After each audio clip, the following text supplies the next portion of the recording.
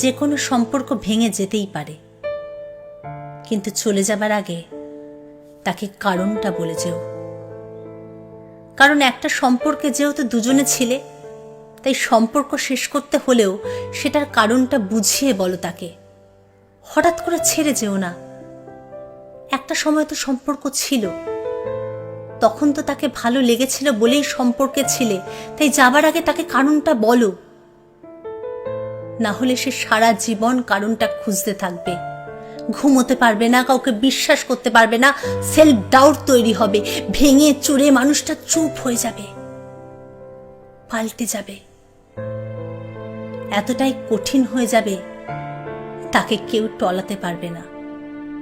তখন হয়তো সবাই তাকে কঠিন ভাববে, কিন্তু আসল কারণটা কেউ জানবে না।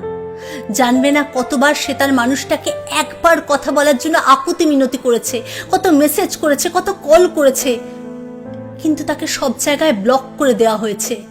সে একবারও তার দিকটা বলার সুযোগ অবধি পায়নি, তার কোনো কথা শোনা হয়নি। তাই আজ ওই আকুতি মিনতি করার মানুষটা শক্ত হয়ে উঠেছে।